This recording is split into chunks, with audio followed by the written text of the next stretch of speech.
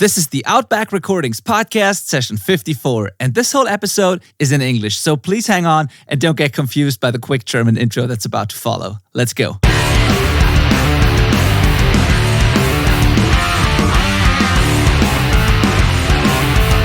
Willkommen zum Outback Recordings Podcast, der Show für die Punkrock- und Hardcore-Community. Inspirierende Menschen, wertvolle Einblicke und spannende Stories präsentiert von eurem Host Benedikt Hain. Hello and welcome. Thanks for tuning in. My name is Benedikt. I am your host, and I'm a mixing engineer working out of Outback Recordings, the studio with the same name as this show. I'm specializing in mixing rock, punk, and heavy music, and I want to help you make exciting, impactful records that sound modern and punchy and professional, but still organic and authentic at the same time. Now, that last part is super important to me. I don't like cookie-cutter mixes, and I believe you shouldn't sound like everyone else. So if this all sounds interesting to you, I want to know everything about you, your project, your vision, and your goals, so I can help you achieve exactly that. To get in touch and request your quote, head over to benedikthein.com, and I'll get right back to you to chat about your music. Can't wait to hang. Now let's get into this episode. My guest today is Maas. He's a producer, engineer, musician, dad, and entrepreneur. He's been a founding member of the band Defeater, and he's worked with bands like Have Heart, Bane, Counterparts, State Champs, The Story So Far, Verse, Propagandhi, No Trigger, Polar Bear Club, Title Fight, Strike Anywhere, Make Do It Mad. The list goes on and on and on. Oh, and Jay's also a computer science major, and his latest project is like pretty crazy mad scientist stuff. It's like an online mastering engine, an intelligent online mastering engine that uses AI technology, artificial intelligence, to master your songs within minutes. It's also a collaboration tool, and he's going to tell us more about that. It's pretty cool. The platform is called Master, M-A-A-S-T-R, and if you're an engineer or a musician and you're like, oh my God, not another automatic mastering online thingy, I totally get it. I was skeptical as well. I tried Lander and all the others, and I just hated them all. I think they all suck. I tried Master, and I gotta admit that I'm pretty impressed with it. And I wanted to be skeptical, and I kind of wanted to not like it, but I gotta say that I'm impressed and that it sounded really, really good. And I think it's awesome that Jay built this thing. Anyway, just go to master.io, maastr.io, and find out for yourself. Find out how you feel about it. Try it out. Curious to hear what you think. Now, to me personally, Jay has always been a huge inspiration, not only because of his great work or the career he's built as a producer, but he's got this DIY spirit, the punk rock background, and he always seems to strive to serve people well and build cool new things that actually make things better and actually help people. It's that whole entrepreneurial vibe, but in a DIY punk rock kind of way. I don't know, like it's this super authentic way of him doing things. And he's like that very rare combination of like brilliant genius scientist on the one hand and empathetic artist on the other hand. He really cares about authentic art and about the music, about the people that the music is for. I don't know, not many people are able to nail that balance, and I always found that interesting. So I can't wait to jump into this conversation with Jay. Let's get to it. Hello, Jay. Welcome to the podcast. Thanks, man. Thanks for having me. Thank you for taking the time. So cool. So stoked to do this. I want to start by saying that I was following you for quite a while now. I've been following you for quite a while because you and Kurt Ballou, actually, were sort of the two people who got me into wanting to do this full time. So like the whole audio engineering thing. So in the late 2000s, around that, I was listening to bands like Have Heart and Verse. And yeah, sure. Like those sort of bands. And so I came across and Defeater, of course, and I came across your productions and started following you. And the one thing that stood out to me even then was not only that the records sounded great, obviously, but that you always had this sort of DIY and like entrepreneurial vibe, not in the like a business person way, but in the you always seemed like a problem solver and like figuring out how to do things yourself, building things yourself, finding ways to do things, even if like situations might not be ideal or whatever. I remember pictures of your basement back then when you were recording bands and stuff. So that was the inspiring part. So I was wondering, was that always something that was just part of your personality, that you just wanted to do things yourself? Yeah, I mean, and mostly because I have to. Like, I've done a lot of thinking about that as I turned 40 this year and reflecting back. And I think, so it goes back to school, and both my parents are very like, they're doers, 100%. And I just sort of won a bit of a genetics lottery with like, I got a built-in engine, I got motivation, I really can't sit still. But thanks, Dad, my reading comprehension isn't very good. He was dyslexic, and traditional forms of education for me I certainly didn't fit their mold very well. That obviously leaves you like in a place where, especially when you're developing identity through like your teen years and stuff like that, I mean, it doesn't feel good to be bad at stuff. So instead, I leaned into what I was good at. And just by way of me being more of a visual learner, a hands-on learner, and stuff like that, I found myself doing things my own way. I found myself like, I'm very fortunate that I just have this engine, and I have oh no, I'm going to win. I'm going to say yes. And I understand that unfortunately or fortunately, depending on how you look at it, that probably means like I am not going to do well on this paper test, but I am going to like feverishly dig into this passion I have. Yeah, I've said this on other podcasts and stuff too, but I've always felt like an inability to not be true to myself, but also I'm subject to fear just like anyone else, but I'm way more scared of throwing for decades away, putting money into a 401k to maybe live long enough to enjoy it. Like, not going to do that. So like, that's way scarier to me than get in the van, start a band, do what you want now. And it's not that I'm not like a planner or a long-term thinker. It's just, I think you can manage both. And that probably shines true in like everything I do. And most of my friends and like peers and stuff have been like, I think you're crazy. What are you doing? You know? But I'm not even saying I'm like a genius or the best at it or anything like that. But I just really believe that if you grind, if you've got it in you and you just keep pushing forward, you can kind of suck. Like, but you just keep pushing forward, you know? And like, that's momentum, you know? Yeah, totally. So have there been things before music that you tried and maybe failed at or didn't pursue any longer? Or was it music like from the beginning? Was music always the thing that you knew you're going to do? So I guess the only one I can really think of was skateboarding. So when I decided at 5 years old, that would be 1985 for anyone who's counting. I decided at 5 years old I was going to be a professional skateboarder. I let that consume my life. And then around 7 or 8, I moved to Los Angeles. That was very conducive to skateboarding. And then around 10, I moved to Boston. Well, that's a lot less conducive to skateboarding. But I was still skating. I was managing a skate shop. I got sponsored by a couple local companies. And I got good, but I won a comp here, like at a great park and stuff. Problem is, when in my late teens, I went from like average height to now I'm 6'4", it messed up my knee. So I still have like problems with my right knee. And probably because I was skating so hard through those years, like it didn't help. Like going through a growth spurt and just literally jumping down staircases every day, you know, like probably not good for the old bones. So I had to slow down. And the kids I was skating with like every day, we'd go into the city every night, hit handrails, whatever. I'd have to start taking days off just because of my knee. And they were progressing faster than me. And I could see the writing on the wall. And I was like, okay, change of plans. I had at that point been in punk bands for a couple years, but I didn't view it yet at that time like, this is my singular focus. This is like my world domination tool. I was just like, that's skating to me. I could see the shift. And it was right around 17 when it was pretty obvious to me, like my knee it wasn't happening. And I was playing in some bands and some guys asked me if I could tour that summer. I didn't know what that meant. And that was 1997. And I just said yes, like I always do. And so my first tour, basically full East Coast tour of the US, was 17 years old, like days after high school. And I forgot to tell my mom. I just left. Oh, you left? Like, yeah. You not even told her like right before, it just left? So as I was leaving, I was like, I should tell her, but she was already at work. So I just found a piece of paper and said, Mom, going on tour with a band, be home in 2 weeks. And I think Canada was on that tour too. And I was like, she still has the paper. I was like, if there's an emergency, call Canada. I left.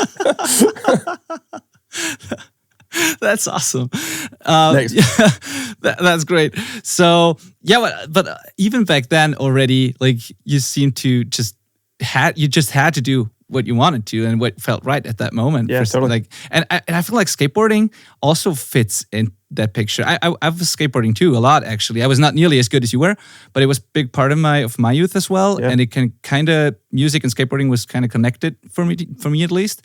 But like the expression, the creativity, and everything, and the way we were viewing the world and everything, that kind of like, I think it's a certain type of person who's attracted to doing that, and maybe so. I'm not surprised that you were in the scene as well. I don't know. Had that also, like, was there a connection between music and skateboarding for you as well, or was there? And there was an immense connection. So to tie back to me, like not being dumb, being motivated, but not being that interested in traditional avenues. I was the best pitcher. I played baseball a lot. I still love baseball, but I was the best pitcher and home run champion. I think that just means you're good at baseball in like my town.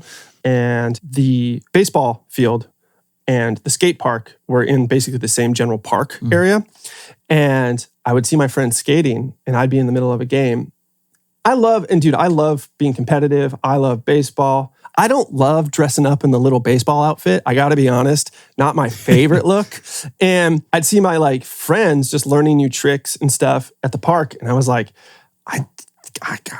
dude, everyone was so mad at me. It was just like, you're quitting? And I was like, yeah. And what makes matters worse is you quit the baseball team, right? And then you end up in the same, they can see you. You're like, yeah, tomorrow I'll be over there, not right here. Like wave. And and so you're over there skating, and I just had a better time. But that introduced me to punk rock in a big way. You know, there's just always like the Hessian skater with the boombox blasting Minor Threat. And I was just like, yeah, this just felt like a better fit. You know, I was straight edge till I was 28, so I was like big into straight edge culture.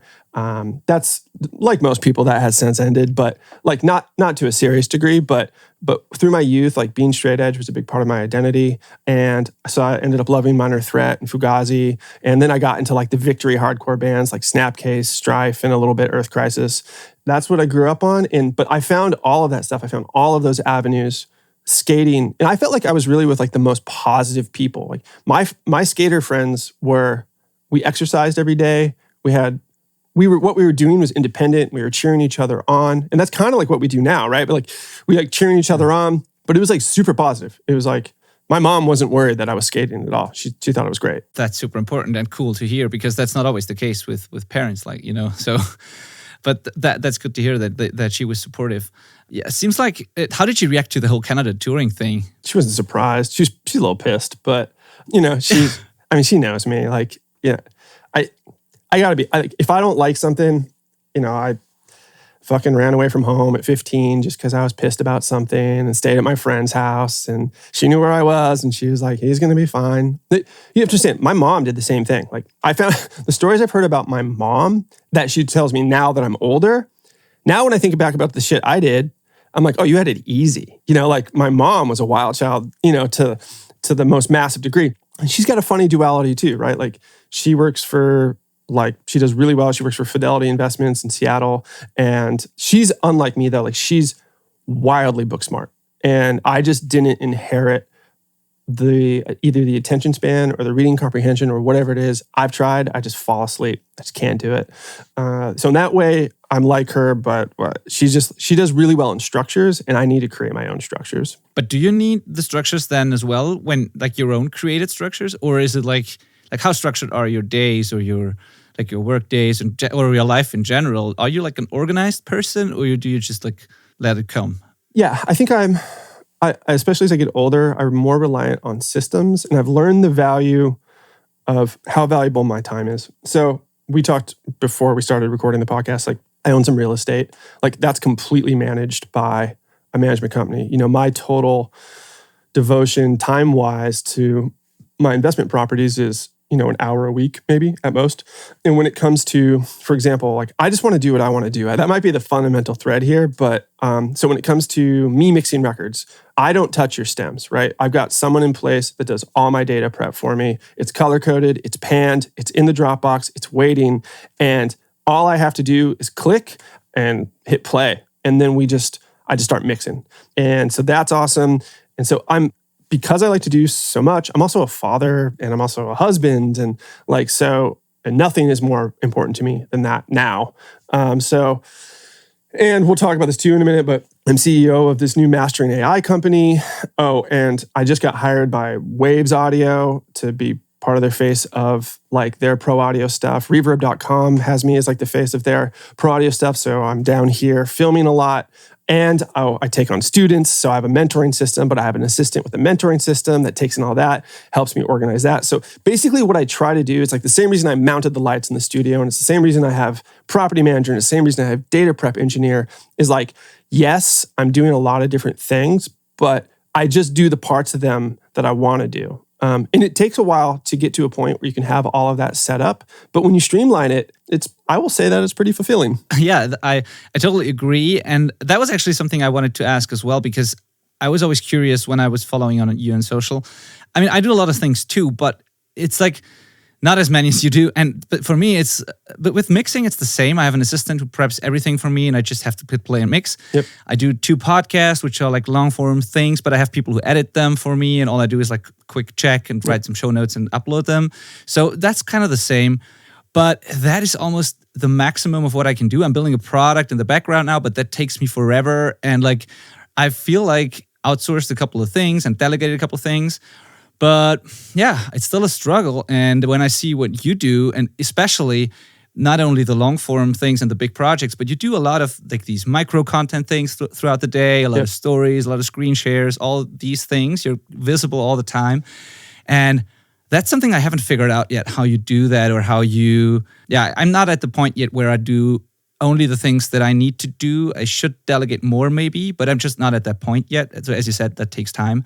Yeah, I kind of admire that. And I always think like, man, if I'm mixing and I'm in the zone and I'm like doing it, like I can't think of stopping and recording a screen share. And then, I don't know, do you batch these things? How do you do all of that? Well, that's a really good point. So speaking of systems, I have basically 3 different workstations I might be mixing from. We're down here in the A studio.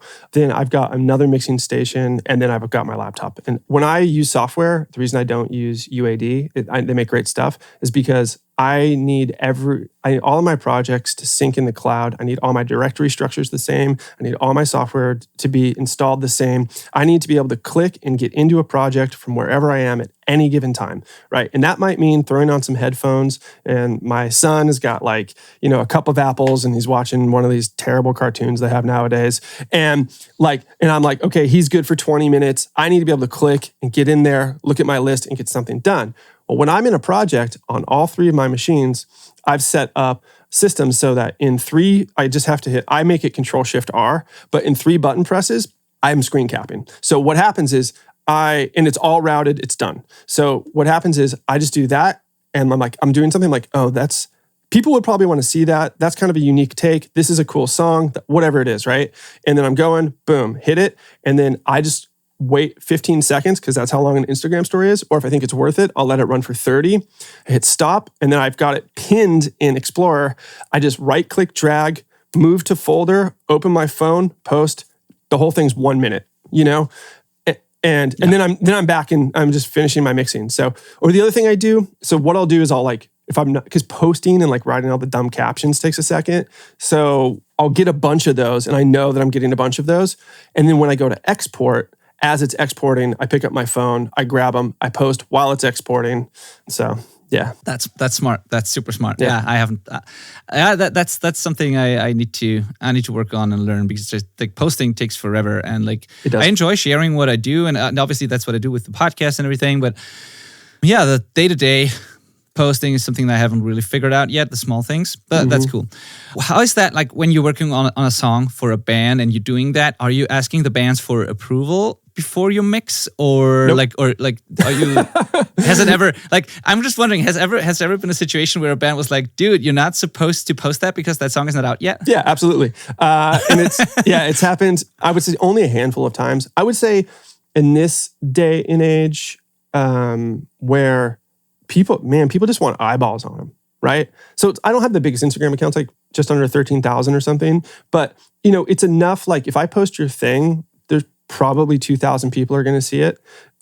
So like they want me to do it, and if I have the session, like if it's a mixing thing, I usually just pop it up, and 99 times out of 100, I get a message back being like, dude, thank you, but yeah, there's been once or twice was like, oh, that's not, and I'm like, oh, yeah, and I pull it out, and no one's ever mad. I was like, oh, sorry, and they're like, yeah, no, thank you for posting, but like, we just want to wait until blah, blah, blah. And I'm like, okay, cool, no problem. Okay, so you don't ask before, you're just like, you rather apologize than ask for just ask my wife. In that case. Yeah.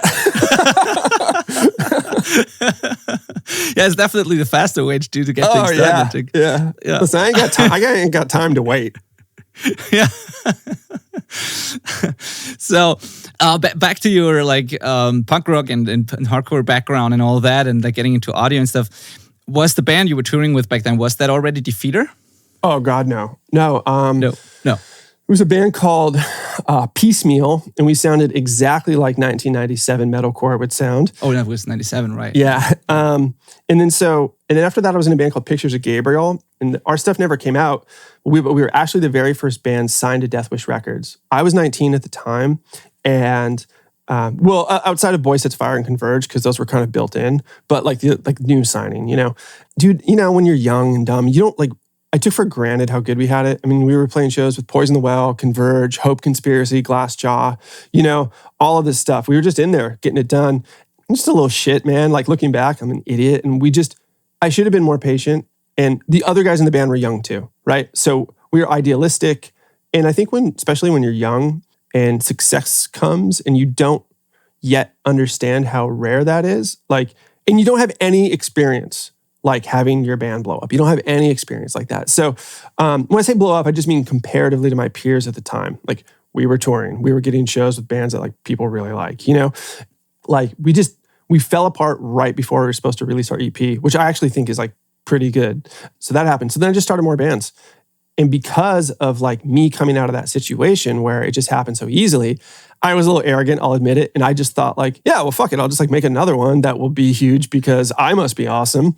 And and then it didn't happen, of course, right? So, and it was a big lesson in understanding when you get that little bit of magic, when doors are just kind of popping open for you, and like that came a little bit easy. Well, I had a decade's worth of bands where those doors were not opening. And then I started Defeater with my friend Andy, and we brought the other guys in after, and we actually had our whole entire first record finished, like recorded and mixed before I found our vocalist at believe it or not, at a record store. I just asked, and yeah, seriously. And so it was done, and then he came in, and then we decided that was the band. I'm a huge Fugazi fan, so I wanted to call it Repeater after my favorite Fugazi record. But our label was like, no. And so there's already another one. Really? Well, it's not that they cared, but they were like, they looked it up. There's already another one. You're gonna run into problems. So we went through all these different names, and then when Defeater came up, which is just a nod to a Coliseum song, I liked it because I was just like, sounds like Repeater, and but anyway, we started playing shows and started doing the thing, and I noticed like right away, it was because I was already doing records for Bridge 9 and Death Wish and Revolution and Revelation and and Revolution. They're a record label, right? But I'm sure there is one. Yeah, probably. Yeah. It's probably some kid's basement in Ohio. But anyway.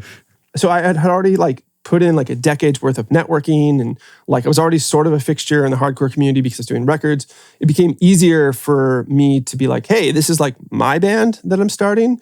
And so our first show was actually opening up for Verse and Half Heart. That's a nice look. And then from there, we just started touring. And I remember getting that feeling that I hadn't had for about 9 years, which was that magic feeling I had back in Pictures of Gabriel, where it was just like, oh, it's happening again. This time, though, I'm a decade older, and I was like, all right, Jay, just don't fuck this up. Yeah. Like, I didn't know you were already doing these records before even starting Defeater. I thought like that Defeater kind of got you into that world even more. The other way around. So I was just I was just here. By the time I started Defeater, I had already done, let me see, like I'd already done a band called Shipwreck for Death Wish. I'd done a bunch of local stuff. Like at least here in Boston, I was doing a ton of like the hardcore. And at that time, hardcore was like enormous here. So I was doing all of that stuff. I was doing The Carrier, if you remember that band. Yeah. I was doing all that. So that was tied in. And right around when I started I was writing for Defeater, but it wasn't fully formulated yet. I was working on the first record. That's when I did Carpathian. That record like hit the mainstream charts in Australia. And I started like getting flown around to do hardcore records and stuff. It was pretty crazy, but it was so good for networking, right? Because it was like, oh, fuck, well, we want to go to Australia. Well, why don't we go with the biggest hardcore band in Australia? You know, it's pretty cool. Yeah, obviously. Yeah. But what got you to that point? Like when did that happen? Like how did that happen that you got to do those records early on? Like, I can tell you where it started. There's a band called Hammer Brothers, believe it or not, and it's only getting better. Yeah, I know. and they were cool, and I knew that they were about to do an LP. I knew that their 7-inch, whatever they had before, did well, and I was at all the shows, man. Like I was part of the community, so I was like, yep. Jim, their singer, was a mall cop. And I saw him in his little like mall mobile, like, you know, policing the parking spots or whatever it is, making sure no one's shoplifting, and which is such a funny duality. But also like singer of one of like the most popular bands in Boston at that time. And I just went up to him and I was like, dude, you have to let me do your new record. And I was like, let me do a song for free, whatever. I was like, here's why. You should let me do it. I told him about like what I could do with the snare and blah, blah, blah. Every little last thing I could say. And he thought about it and he hit me up. He was like, hey, are you still down for that free song? I said, yes, I am. And so I did that. And one of the guys from Hammer Brothers, it went well. I ended up doing their full length. One of the guys from Hammer Brothers was in Shipwreck. So I was like, cool. Then I got Shipwreck. And then from there, it was like, you know, not globally yet or anything, but they're from like a mini buzz level. Just locally, it was like, holy fuck, like Jay's. So then I start to get to know the labels. Bro, you get to know the labels. Like, you guys are gonna be my best friends now. So I'm legitimately, you can ask, well, if you ever talk to Chris from Bridge 9, he'll laugh and say this is true. Like, I just like randomly appear with everybody's coffee order, hang out, shoot the shit. Dude, hey, what's up? I was driving by and I was like, I bet they want coffee. You know what I mean? And they know I'm schmoozing like super hard. But like, dude, I just had to get after it. So I'd roll up with the coffees and oh my God, blah, blah, blah. You know? Yeah. And then we'd end up going out to dinner together and just da-da-da-da-da. And I absolutely just fucking forced my friendship in there. I just injected myself, you know? But we're all still friends today. We're all still homies now. So it was a good fit. But I just saw the light. I knew what I wanted. And I was like, okay. And one thing that happened like around 25, I got laid off. I was director of IT for a hot tub company of all things. And yeah, I know. And and so then I made a decision at that point. I was like, I'm going to never get a real job again. I'm going to make this recording thing my full-time job. That was probably very dangerous and naive, but because I didn't give myself options, that's why you're showing up with the coffees, right? You got rent to pay, you got your car payment. Like, you're doing whatever you can. You're doing whatever you can to get in there. Dude, like I feel that so hard. I've never had a job in my life other than audio, and like I just went for it early on, and then it was cool until I got married, and then until we got kids, and I still didn't have another job, but then it was scary as fuck. And I as you said, you do all sorts of things in order to make it work because that's the only option. That's it, right? Necessity is another invention. Like, and I got into multifamily real estate investing. The literal, like, my wife came in, she handed me the pregnancy test. I looked at it. My exact words were, plus means baby. And she said, yep. And I was elated because I wanted to have kids, And she says, yep. So we rolled around in bed, like me, just over the moon, super excited. When the adrenaline wore off a little bit, I was laying there looking up at the ceiling. She was up in the snuggle spot. And I was just like, fuck, I got to get real. And so then now, again, just like I was when I was like, I got to make audio my thing. I was like, I got to provide for this family. Man, I still feel that way. And I was like, let's go. It's investment time. No more fucking around. Let's get this done. As I said, like problem solver and like action taker. Yeah. That's the vibe I got thanks, man. watching your stuff. So I remember maybe I'm wrong here, but I remember some story where you were telling, I don't know if it was in a podcast or just in another interview, but I think you were talking about like constantly annoying Kurt Ballou because you want him to let him in the studio and help him or whatever, or watch over his shoulder or something like that. So I remember that story. Oh, dude, absolutely. And he kept saying no. And then one day he said, you have to clean my toilets. And I said, be right there. And I did. I did. Again, you ask him. He had blue water in those toilets, man. It was good.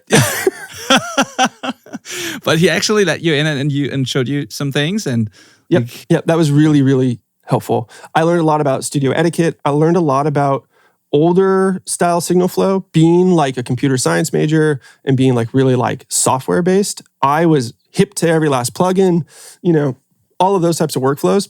I hadn't really patched much stuff before. This is still pretty early on in my career, but yeah, I had to I remember I was sitting in there and he just like handed me a microphone. He's like, record this. And he put on a little fucking radio and it was just like, like whatever. And it's like, record this, and handed me a microphone. And I was just like, duh. And so I put it on a stand and I was like, now it goes to the wall box. He's like, yes. And then he has his wall box separated from his pre's. Like here, my wall box just goes right into the end of my pre's, but he's got everything completely parsed out on the patch bay. So I just had to play that like iPhone game in my head of like, where's my water? You've got to like make the water flow to the place. And I was just like, then it goes here. And then he's like, all right, now patch in a compressor. And I was like, yeah. I'm like, that's so cool. But that's so valuable too. Oh yeah, completely. Just feeling like a complete moron. But like he was patient and we got it done. And eventually I started assisting over there. He had a B room upstairs above the A room. I'd go up there and I'd just kind of do all the bitch work.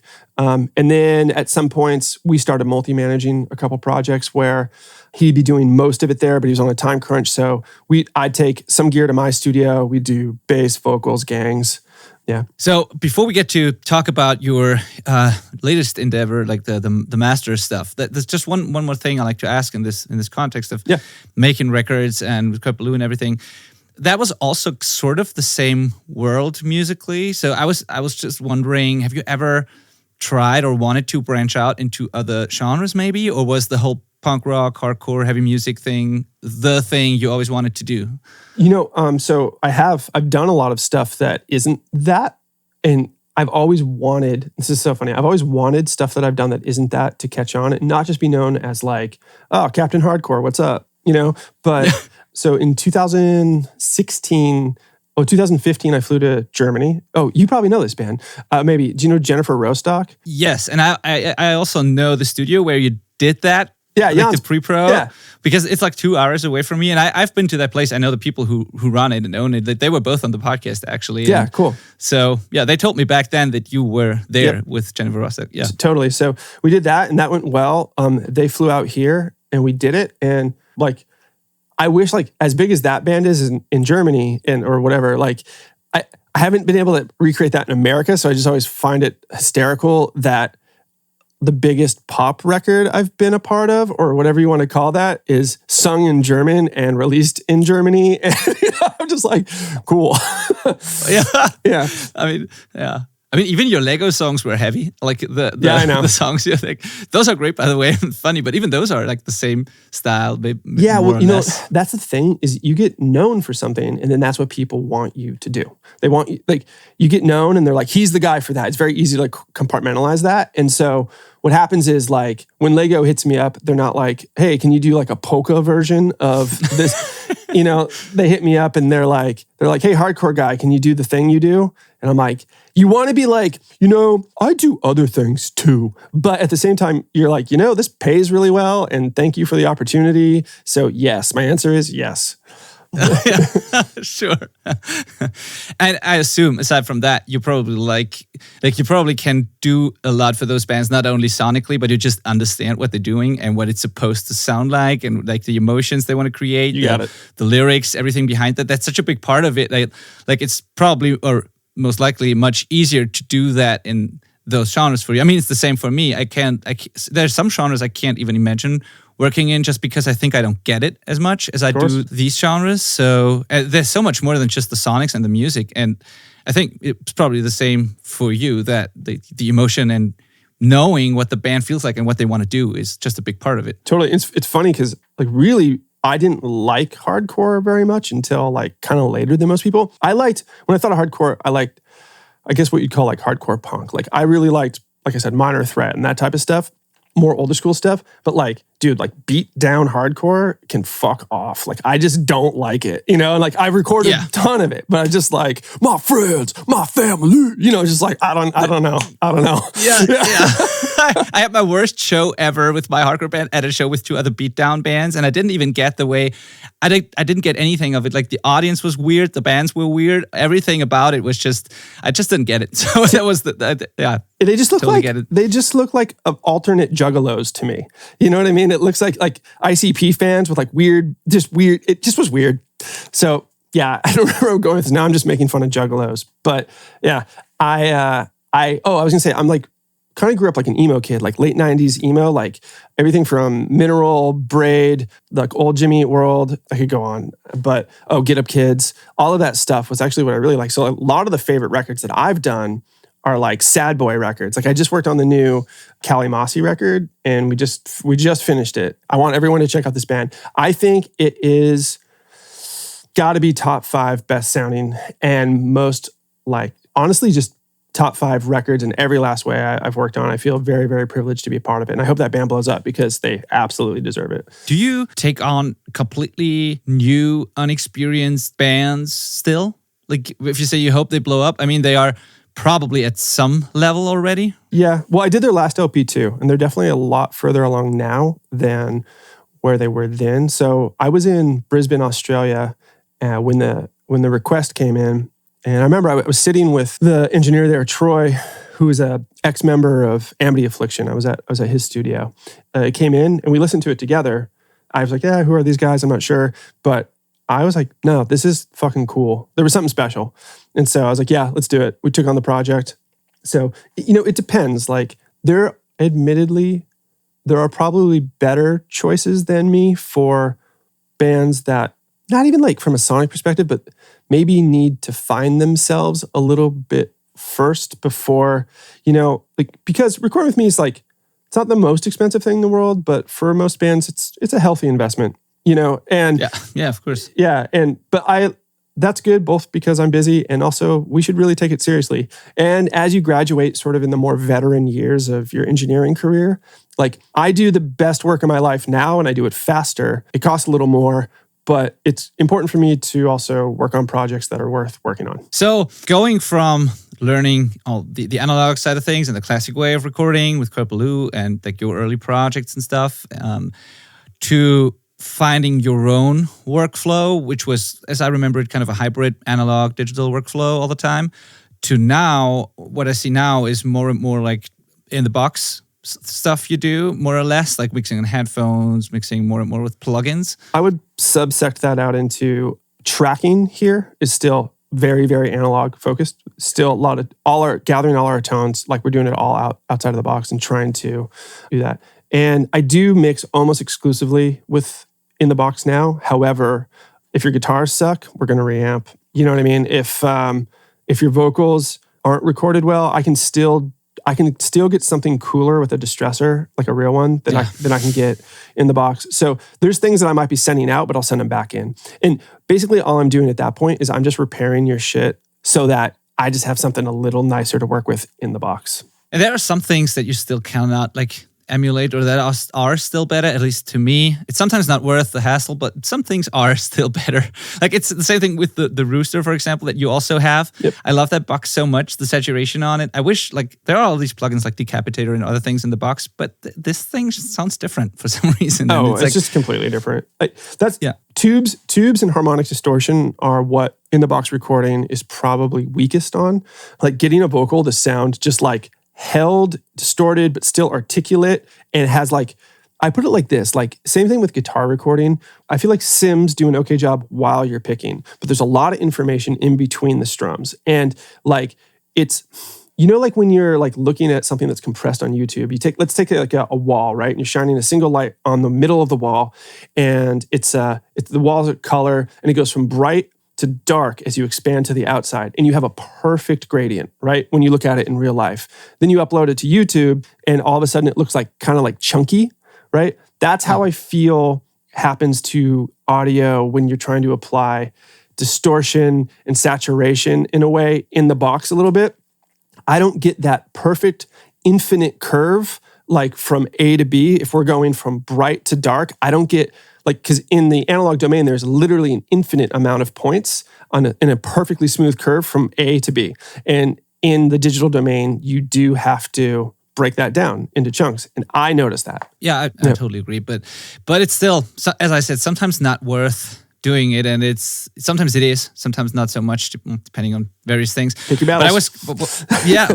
Exactly. Yeah. But what I was going at was you were always not against these digital things, not at all. I mean, you're a computer pro, so to speak. You're a computer science major, as you said, and you just recently not only worked a lot in the box, you even developed your own audio software. Basically, you develop. You've said it before. You develop Master, which is an AI-based mastering software. Yeah. So you obviously embracing digital signal processing and workflow and everything, and just that is something that I think most people don't really understand what that is. Mastering alone is hard to understand for most people, but AI and how that works is a complicated thing to explain. So, and you will do a much better job than I will. So maybe just give us a little overview what Master is and why it can be just as good as traditional mastering. Yeah, I mean, it is. Sometimes it beats me, which is funny. So here's what it was just fucking frustrating because it's cyborg my brain. It's a premonition of what's going to happen in the future. Fucking total recall. But yeah, I made it. I had this epiphany a while ago, and I was I realized that psychoacoustics, I think, are the thing that develops slowest. You can learn how to use an EQ, you can learn how to use a plugin, but psychoacoustics take fucking forever, right? And so you can't rush that. So what happens is people are this snare sound is awesome, this vocal is awesome, but it becomes non-transferable to other platforms. It sounds cool in your studio kind of only, but then you bring it anywhere else and you're man, this just doesn't sound like my favorite records. I realized that was a problem that I could probably solve. And I got just as weird. I still, honestly, I'm super on it right now. So I'm just as weird and passionate about this. It's my new fucking let's go thing. I realized it was a problem that I could solve. And the way I break it down when people ask me is, imagine if you could sort of disassemble how you think about psychoacoustics. The human organism that is an ear very typically likes certain things. And knowing that helps you develop your psychoacoustics. And as you become very mature and familiar with what the ear likes, well, that's not an entirely static outcome, but it is a smaller margin of error. It's a much more finite outcome than what usually your input is. Your input is someone's random mix, right? So you can start to do math there. You can start to say well, I kind of more or less know what my destination is with certain tolerances. But I also know the thing that's going to go into this is going to be very much not that. How do I problem solve that because that's what I'm doing when I'm mastering myself, right? Yeah. Right? So how do I impart all the knowledge that I've gained in 16 years of being an engineer, all of those psychoacoustics, how do I break that down and put this into something that all the moves that I make when I master, it would do based on the logic that I have. And so the hardest part of doing this was getting a prototype working that I was really happy with, because as you can imagine, I hit every last fucking problem on earth trying to be like, nope, doesn't do that right. Fuck, why? And then you have an aha moment, which means like you got to back up 6 steps and be like, right, that's never gonna, because God damn it. And then like, yeah. And then you got to back up. You got to like go back and then rebuild. And when I got to a place where I had a local prototype that we built, and I started, I told them after, I started testing it on real clients and I would listen to it before I sent it to them. And then I would also obviously make them aware after the fact, like what was up, and that I'm more than happy to try my own personal hand at it because I know that's what they hired me for. But I had to have like that litmus test. Like I had to have real world stuff. Dude, I was getting messages back just being like, this sounds so fucking sick. And I was like, thank you, thank you so much. And I'm like back in my chair, like, oh my God, you know what I mean? It just worked. Yeah. Yeah. Like it just worked. Because I listened to it and I thought it sounded good, but you're terrified. You send this to a client, are you kidding? This is crazy. And so you send it and you're like, oh my God, it worked. And that's when I was like, I remember I stood up out of my chair. I was like pacing around. My wife was like, you all right? And I was like, oh yeah, okay. And then I was like, all right, I gotta make a plan. And so I auditioned, like I got on the phone and I talked to, I couldn't tell you how many developers, so many. And I said, okay, I finally landed on this guy. We didn't know each other. So just wait a second. Yeah. Did I get that right? The first thing you did that yourself without a developer? Like the first version that actually worked? Yeah, that worked, yeah. Oh, that's crazy. I didn't know that. I thought you had the idea and kind of started it, but like had a developer from the beginning. Well, we've made it much better since I've gotten involved with the developer. Yeah. and that is largely to Joe's credit. But yes, we've made it much, much better.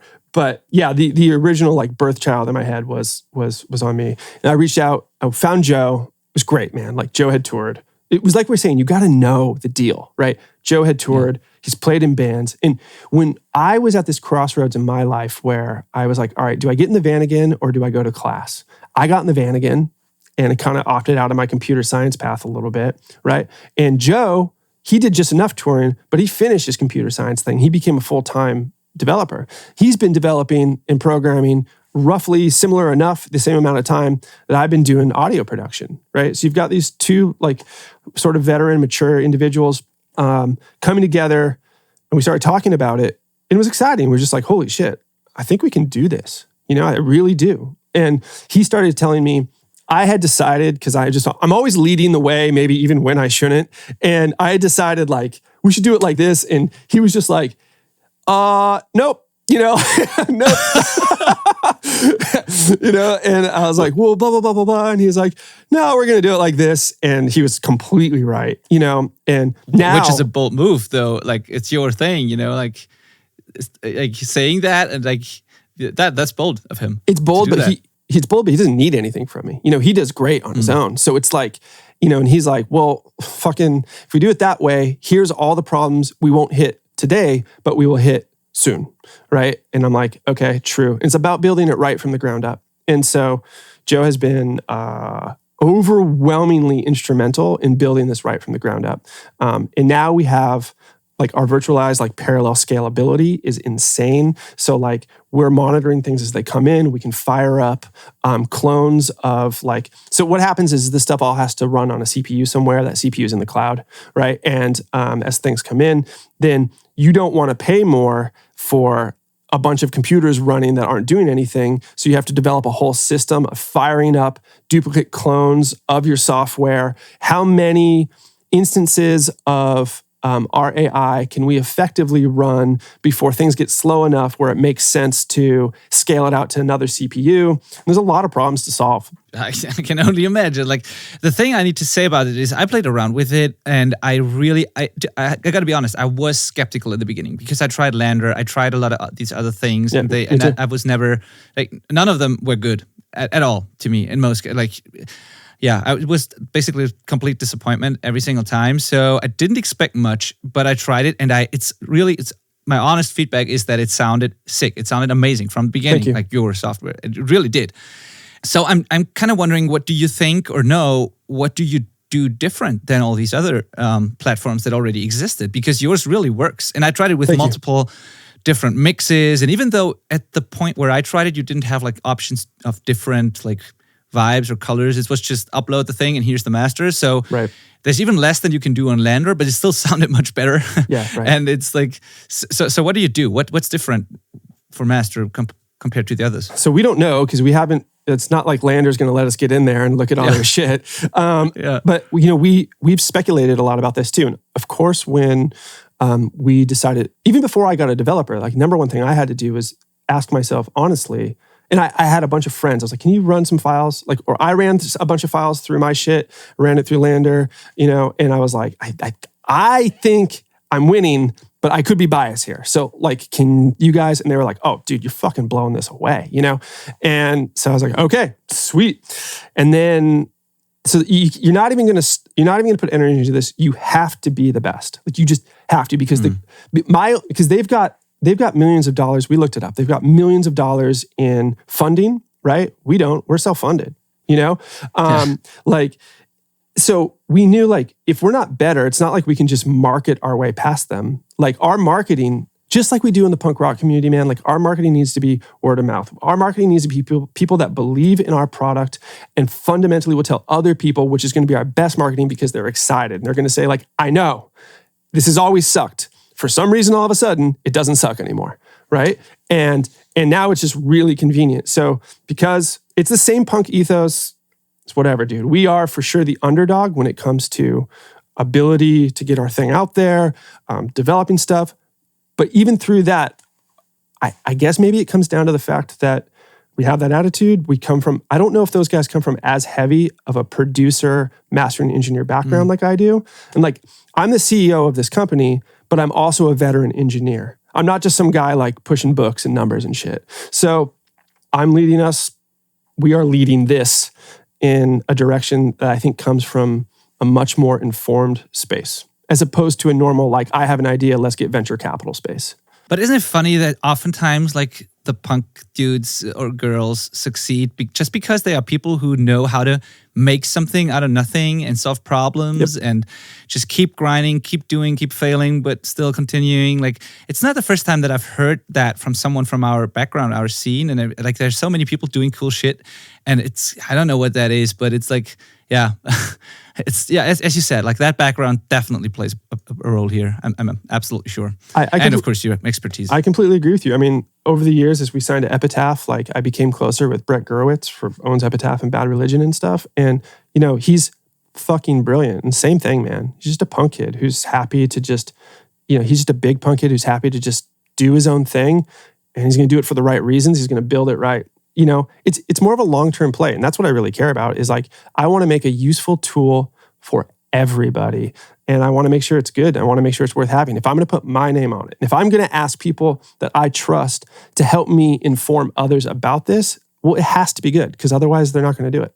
Well, let's tell our audience real quick what this can do for them as a band or as a self-producing artist or a bedroom producer or even like veteran producer, because I really want to get the value of this across because I think it is valuable for people listening. Thank you. Like even for bands or like everyone like recording their own music, which is basically everyone in music right now. I think every band has that one person with a DAW recording stuff and like everyone trying to do that. So I really think it could be an amazing tool for all those people. So how does it work from their perspective and what does it do for them and all that?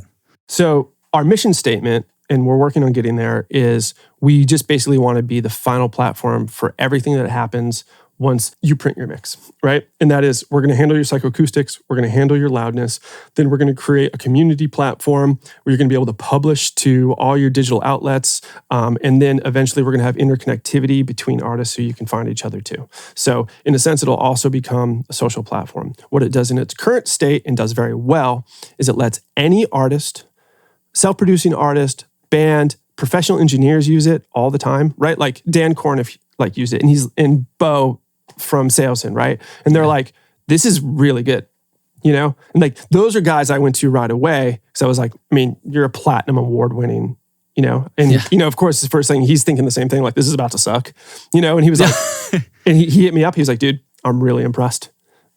So that makes you feel good. So everyone from someone who's got GarageBand and they're just stoked on the song they made to Dan Corniff, platinum, guy. So literally everyone who's making music, it's so easy. You make an account, you can make a free account, and you can upload as much stuff as you want. And you make an account, make an album. It's just basically, an album is just a different way to say folder, right? You make an album, and then you start uploading things. It takes about 3-4 minutes. Our AI is going to get in there, and it's going to spit back out a file, and you're going to hear it back, and it should hopefully blow your mind at the difference. And on top of that, we've just launched collaborative tools. So now my workflow, and I think a lot of engineers' workflow increasingly, is everything goes to master, however you want to pronounce it. I don't care, right? Yeah. And anyway, is master the correct way to pronounce it? I think everyone's going to call it master, but my except name is for Maas, the UK people. Except for the UK people, probably. Yeah, I'm just narcissistic enough to name it after myself. But but that's genius. So we should call it master just to understand. You upload a master, and then now you can invite people to that album or that song. And so what happens is, the last LP I did, I had the band make accounts, they get in there, and all of our mix notes are done. There's a voting system. There's a lock where we can say, okay, no more mix notes on this one. This one's done. So then that happens. The engineer gets that, right? Then the engineer is like, okay, I just got a notification. Notifications are going to roll out here in the next couple of weeks. But I just got a notification. And now that I have that, I can look at this, go through all the notes very easily. When you click a note, it moves the cursor right to where the note is. There's no questions about what you're supposed to do. And as of this morning, this is, I think, is the sickest thing. As of this morning, we launched a new feature which does auto name association, like intelligently. So like a lot of us, we will have like the same song names as our exports. So you can export all your mix revisions. You can drag the whole lot of them, one of them or as many of them as you want, drag it right onto the platform, and it's going to automatically associate that song with its correct revision. And then so you get a revision history list for all of the songs. You can tag comments between revisions, and you can say, hey, I like what you did. Thank you for adding that reverb per version 2, but I think I kind of liked it per version 3 a little better, blah, blah, blah, blah. So it's just super organized. I think it's sonically phenomenal. And imagine being able to iterate into the final product. And this is a really big part. You're iterating into a final product. We remove entirely the concept of, well, what's it going to sound like when it's mastered? When you're mixing and you're like, let me leave the snare a little louder. I know that's going to get tucked in, but you're making assumptions. Well, fuck assumptions, right? Just drag it in, pour yourself a cup of coffee and go like, oh, I was right about that. Or, oh, I was almost right, but now I see that I want to do this. You don't got to wait 2 weeks for the guy to hit you back with the master just so you can bug him again. By the way, master costs what it takes to get a mediocre master done of a single song, and you can do as many as you want. It's unlimited. Unlimited free cloud storage. Like all your songs live there. You don't have to pay for more data. I think for engineers, it's going to be a complete and total Dropbox killer. Yeah, I agree. Just to explain that to the audience once more, because mastering itself is complicated. So what it does sonically is not like you're not uploading individual tracks and then it's going to mix it or anything. You upload a mix, like a stereo file of the finished mix, and master is going to master it, which is mastering. So you still need mixing, you still need to do that, but the finished mix is going to get the final polish, the final loudness, the dynamics control, all that in masters, just as a mastering engineer would. And all the stuff you were talking about, the mixing stuff like reverbs, mix revisions, all that, that is the collaborative side of things. So when you... It's a collaborative, yeah. So when I, for example, as a mixer, upload a mix for a client to master, and the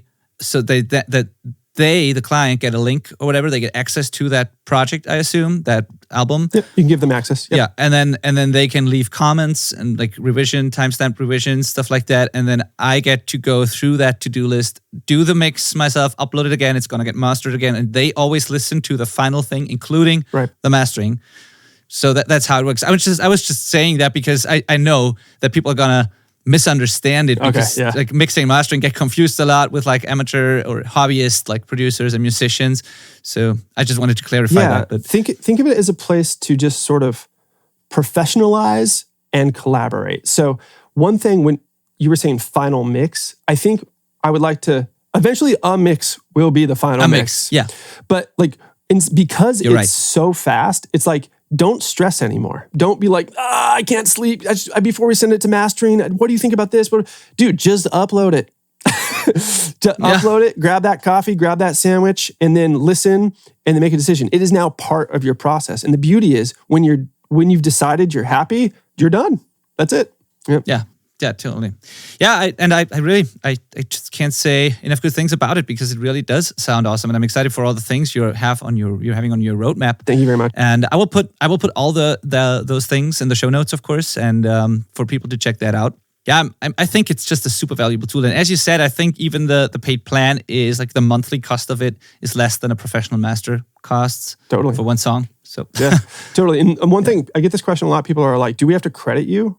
And I'm like, "No," because like you wouldn't credit me if I built like an EQ that you used, right? This is a tool. So like it's just part of your process. It's not like mastered. I mean, if you want to, thanks, but like this is your process. Yeah, but that is a good question actually. Who would you credit then? Would there be a mastering credit at all on a record in that case? Like that's a good question actually. I didn't think about that.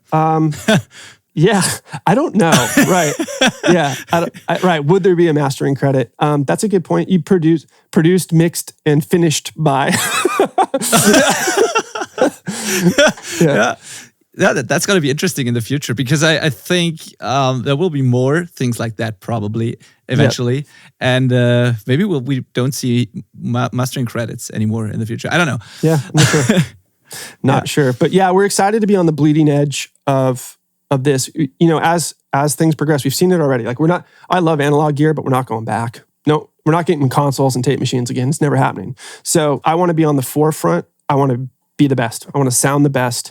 And I think just like we did in the punk rock community, I think by just grit and determination and just this unstoppable like desire to have the best quality, like I think that's how we win because we're not rich kids, And aside from the sonic things, I wouldn't do anything that would be a compromise for like the end result for the client, for the band. I wouldn't do anything like that.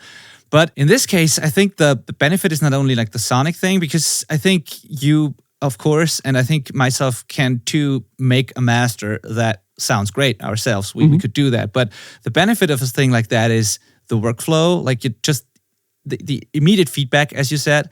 And I don't know, I think if you can do things fast and intuitively and you don't have to wait and the feedback loop is short and all of that, I mean, that event, the final product might even benefit from that. And I think that the whole experience for the client, the communication between a mixer and the client improves, and that could all improve the final product. And maybe that just becomes part of what like makes a record and a collaboration great in the end. I don't know, but I love the efficiency things, and I love communication and workflow enhancers just because of that, because the whole experience gets better, everyone has more fun. And eventually the product will benefit from that as well. I mean, and I can tell you firsthand, for me, it already is. I think you're dead right. All right. As I said, going to put that in the show notes. We'll be in touch about this, and I'll be testing it more, and we'll be recommending it for sure. Appreciate it. So do you have some time still for some audience questions? Let's get in there. Let's do it. Okay, cool. Because I got some. I announced that in my Facebook community, and there were a bunch of cool people with cool questions. So I want to dive into those. The first one is from Thomas, and he asked, Thomas Weishäupl, and he asks, Jay made this drum sample pack that I think is one of the best out there. For me, it is a dream to have my own drum VST. So I would simply love to know how the process was. Did they approach him or did he approach them? What is the most difficult part in making drum samples compared to recording drums? And I simply want to know everything about it, he said. So, So what was it like? How did that go? Did you approach them? Did they approach you? The origin story of my drum sample library is I was recording a band called No Trigger, and the owner of SJC Drums was the drummer of that band at the time. Mike, he's great. I was like, dude, you have a sick drum company, and I kind of know what I'm doing here. I was like, let's make a collab. Let's do a SJC, Maas drum sample library. And he was like, yeah, cool. So we did just drums. In my mind, what I thought I was going to do was I was going to just make basically like TCI files for people to blend with Drumagog. I know it's not as popular anymore, but whatever, I was making all the formats that people could blend with real drums. And so I only captured drums. Well, then I found out about room sound and I was like, oh, these sound good. So I just bought everything, like their whole everything.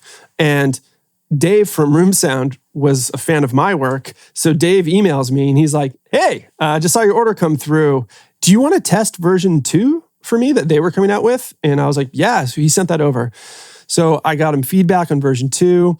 And I had all of these drums I recorded. I was going to make a drum sample library and I hadn't really done anything with it yet, man. Like it's a lot of work and I was sitting on it.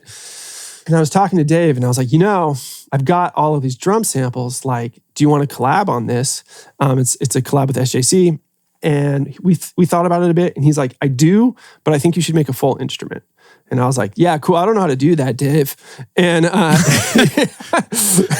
he's like, well, I do. And so then version 1, which I still think sounds good, was definitely like us figuring this out together. We went and we recorded all the cymbals and then we packaged it together. We put out version 1. It was okay.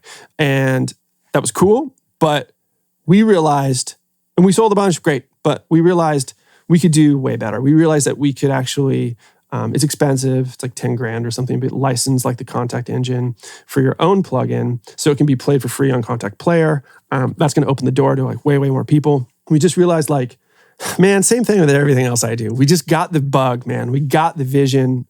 We outsourced to a company called Wood & Weather Drums, and they own like drums from like Death Cab for Cutie, and they've got like all of these amazing classic drums. And I wanted to do something different. And I knew my personal preferences in drum sounds and drum recording. I knew what was on the market already, and I knew there was no reason to try to replicate anything like that.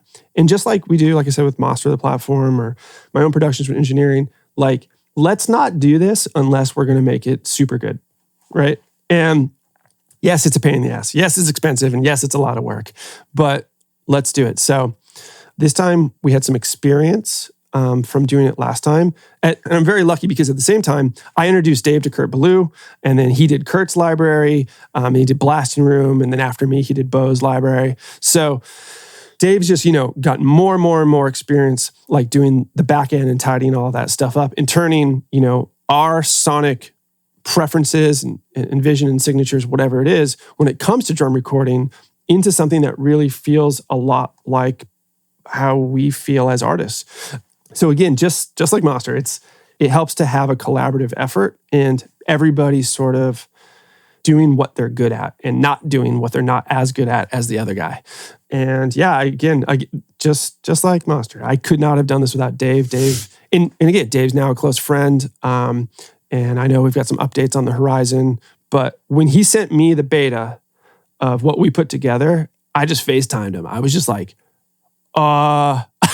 this is really good. Yeah. Shit, yeah, it is. Yeah.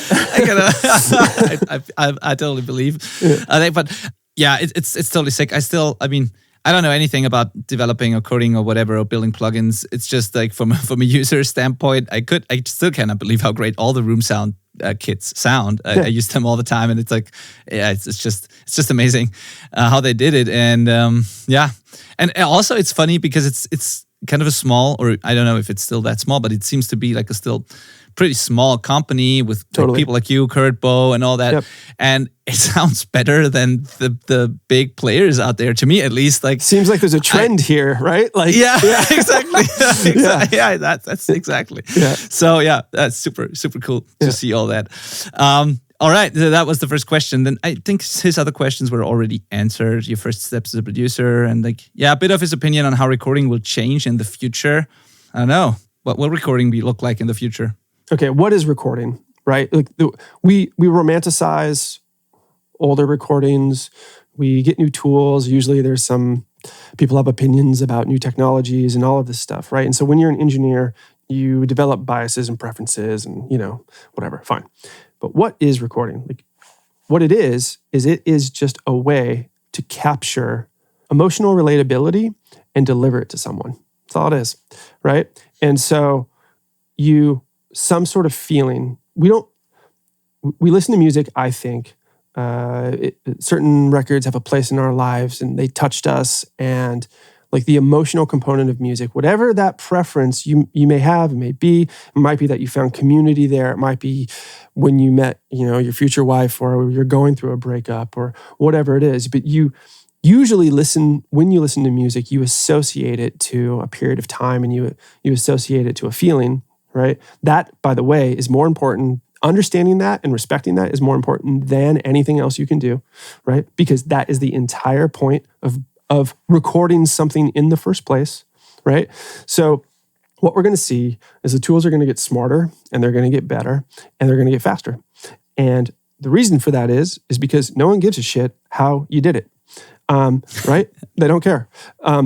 You might care because you're in it and it's nerdy and it's fun and bro, look at my new EQ, fine, but no one cares. And all they care about is what's in it for them. And that's how everything works, by the way. So the listener is going to want to know what's in it for me. The market is flooded with recordings. And if you are thinking about you when you're making your product, it probably has much less of a chance of being successful than if you are thinking about who it's for. And so recording, we're just going to keep seeing advancements in things like Master, things like Golfoss is a really cool plugin that like makes a lot of sense. We're going to see Soothe is another one. We're going to see, these are tools, right? But we're going to see things that are smarter and more reactive to the input signal, whereas analog gear was a standard that we couldn't really get around because we had a much harder time making analog gear reactive to the signal. To some extent, you could say multiband compression sort of did that and that type of stuff.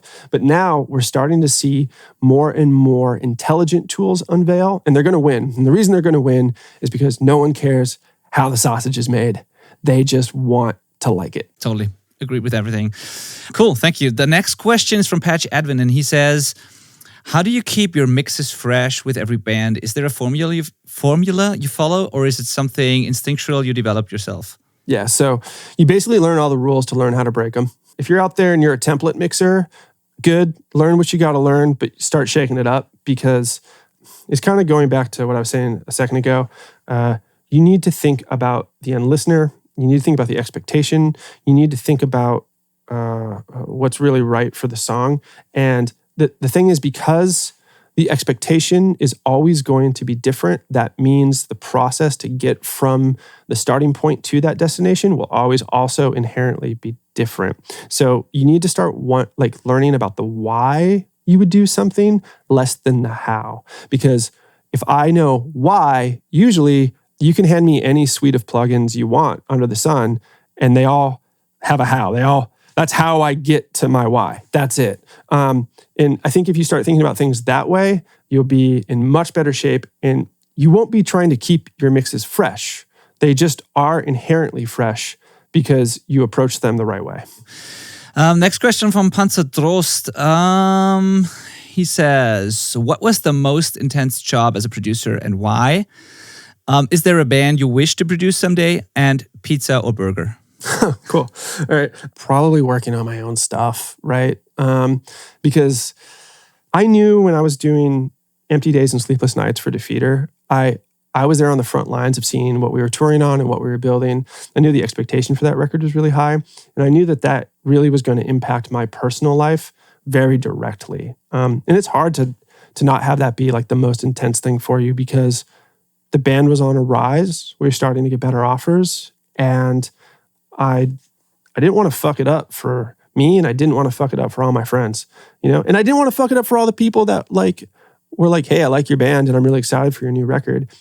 And as I was the primary songwriter, right? So, and the engineer. So it's literally like I had to take what's in my actual brain, apply it to an instrument, right? Collaborate with Andy on drums and write all of this stuff together and put that together in a way that I thought that was worthwhile to begin with, and then engineer it in a way that felt appropriate and honest for the time. And so that was intense. The funny story about that record, I got so insane with that record that we had sent the masters off to the pressing plant. It was Christmas fucking Eve. And I decided, I shit you not, this is so insane and so stupid. I decided that I needed to attenuate like 20K area in the hi-hats a little bit more. I swear to God. And I just was like, no. And I called Chris from Bridge 9 and I was like, dude, he's like, no, it's out. And I was like, no, you don't understand. I was like, the hi-hats, right? And he goes, if you can get it there in time and they know to use it, fine. I was like, okay. I started printing like crazy. I'm like waiting, slower computers, you know what I mean? Got it. I burnt it onto a CD, right? And I double parked. It's snowing. It's Christmas Eve. I double parked. I'm holding the CD, right? Out in front of the post office. Snow's coming down. And I go and I pull the door and it's locked. And I can see the lady had just locked it and she's walking back. They're closed. Everybody go home. It's Christmas, right? And I'm knocking on the window. And she turns around and she's like, hey, sorry, we're closed. And I just remember saying, please. and she goes, okay. And she opens it up and I'm like, thank you so much. I need this at this address. I don't care what it costs, as fast as possible. And the only thing that was different was I attenuated some frequencies that most people won't even notice or hear on the hi-hats. You should have told that lady at the post office why you actually needed her to sell this thing. Yeah, why I was going to make her late getting home. Yeah. Oh man, I can relate so much, but it's crazy how that seems intense. It's crazy how attached you were to those projects. Yeah, but it just goes to show how much this were meaning to you and like how attached you were to it. Yeah, so you got it. We got two more. Okay. Can we do them? Or the second part of the question: pizza or burger? And is there any way you wish to produce someday? Any band you wish to produce someday? Yeah, like I want to record Jawbreaker. So that was like a real seminal band for me. I like how like simple they are. Big fan of Blake's lyrics, and I have a Jawbreaker tattoo. I'll have to hide that if he ever takes me up on the offer. And burgers, like no question, burgers. Yep. Then Corey Stopperan asks, how do you choose a miking technique for drums? Is it always the same? What makes your decision if you use different techniques? What makes my decision is really like how the drummer sets up. I'm going to have phase in the forefront of my mind. What type of player is he? What type of hitter is he? First thing we do is we just have the drummer set up. I can usually tell in like 2 seconds how good someone is. I look at their posture. I look at the position of their wrists. I look if they're using their back fingers to help give them leverage, if they're using a molar stroke. And then usually a drummer sits down and he does a little and I listen for the spacing. I don't know why all of you guys sit down and you just do 5/16 notes in a row, but you do. It's like, right? And it's true. Yeah. So I look at that and I was like, cool, I just want to hear the kit. And I'm lying to them because I know it sounds fine. I want to see them play.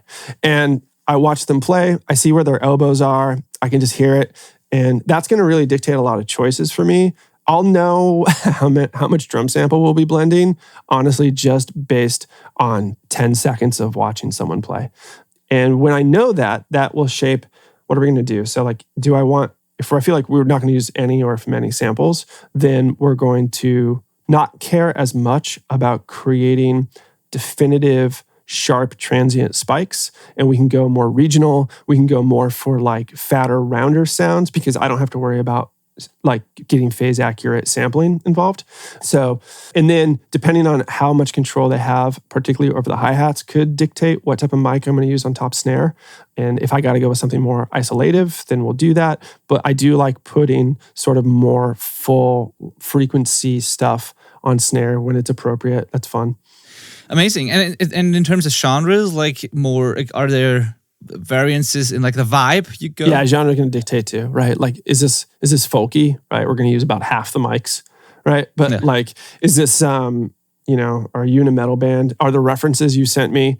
Sometimes people come in and they say, I want it really natural. And then they send me a reference. I'm like, this is like borderline programmed, And like, so, but you just go, okay, like you understand the expectation. And then when we do harder things, if I know I'm going to be like fighting like quad tracked Bogners, right? We're going to go like way more isolation-y, like cut out staccato sounding drums.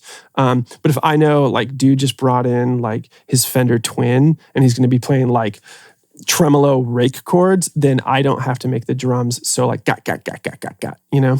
Amazing. Makes sense. Thank you. Then the last one here is from Andy Dazzler, and he asks, what parallel processing does he do? A smash comp bus for drums, or parallel for vocals or bass, or even a back bus with the whole mix squashed? And then there's this, again, the second part of the question, but does he use anything for phase interaction, like the Sound Radix Pi or PI plugin, for example? And stereo widening is also interesting to him. Like if you do any widening and when you choose double tracking and panning over widening or vice versa. Cool. All really, really smart questions. So I use auto align on every project. And then sometimes I use Pi too. PI. I don't know what it is either, but yeah. Yeah. I think it stands for phase interaction. So I think it's PI probably. Yeah. I don't know. Yeah, and sometimes I'll use that too. Sometimes it doesn't seem to make as much of a difference, so I just forget to use it if I don't feel like I need it. When it comes to parallel compression, I usually like to do that if I'm going to do it as an insert with a mix knob. It's just easier to control one fader than two. But I used to do way more like, I bust this stuff out and blah, blah, blah. And like, I don't know. I find myself not doing that as much. Actually, I found recently that the amount of compressors I'm using is way less than it used to be. And it's more about, for me, getting a little bit surgical, taking out all the problems, embellishing the good parts, pushing it all together through a little bit of subgroup mix stuff. And then a lot of times, this is crazy, a lot of times I'll do a record and I'll just have an API 2500 on my whole drum bus, and then maybe a little bit of compression, a little bit on maybe just the close mics, maybe, and maybe not too. But as I've sort of gotten deeper into my career here, do more with less for sure. I sound like every fucking old mixing engineer, but it's true, right? I do more with less, and I don't overcomplicate things unless I absolutely have to. And I get right to the stereo bus. I get right to the group buses. I make very like, I always say like when I'm painting my room here, like we'll use the metaphor of painting a room to do a mix. Like I'm out with the rollers first. Big problems, big things, boom, boom, boom, boom. And I'll go in and I'll get my trim work done once I see how the fucking room looks, you know? And then the stereo widening or panning question. Do you do any stereo widening, or do you choose double tracking or panning?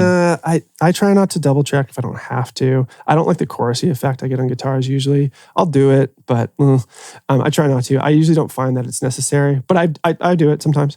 But when I do widening, it's just usually it's frequency dependent widening. So like if anything, when we're talking about widening, it's usually not full sonic spectrum widening. It's more like, all right, the high frequencies are more directional inherently. And if I want that stuff to sparkle a little bit, I'll just maybe start widening from like 7K and up a little bit.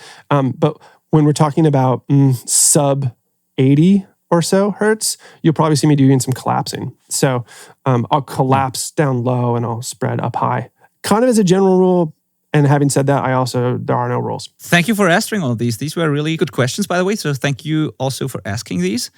And there's one more from a guy called Jason Maas. I have no idea who that is. And he asks, like, why is he always wearing black? Yeah. Well, I've heard about this guy, and I've heard that he finally just could put clothes together that didn't look completely awkward and insane. And since apparently dressing himself is just not his forte, just keep it simple. Great answer. Thank you. Yeah. All right, Jay, thank you so much for your time. Thank you so much for doing this. It was awesome talking to you. I think we didn't mention the URL yet for Master. Let's do it. Master. We should definitely do that. So where can people check it out? And well, it is maastr.io.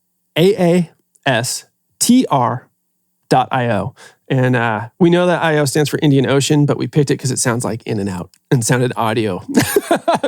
Yeah. So it's basically my last name, which is Maas, MAAS, and then TR, no E, .io. And obviously we did that for SEO reasons. Cool. Perfect. I'll send people there. I'm going to mention it in the show notes, as I said. And yeah. Anything else you wanna say? Anything we forgot? Anything like the last words are yours? Like anything we should mention or send people to? Just hang out. I mean, subscribe to my YouTube channel, please, because I'm starting to get a little more serious about that. Make a free Master account because there's no reason not to try it. Don't be one of the old guys. Be on the bleeding edge. Just put your art, creativity, and your output first and use every last tool you can. Make beautiful art. Share it with everybody. Do it cost effectively. And hit me up anytime. I try to answer all my DMs and emails and shit. So I'm here and you can tell me what your favorite food is. Awesome. Thank you. All right. Then excited to see what's to come. Thanks, Thank man. you Appreciate it. again for doing this. Totally. Bye. Now that's it for today's episode. As always, you'll find the show notes, links, and everything we've been talking about in this episode at benedicthain.com/ORP54. Please also make sure to go to benedicthain.com to request your mixing quote, get in touch with me, and talk about your band, your music, your project. I can't wait to hear from you. And finally, please go to master.io and check out the online artificial intelligence mastering engine that Jay built. It's really exciting. It's really impressive. Give it a try. Go to master.io, maastr.io. That's it. Thank you so much for listening. See you next time.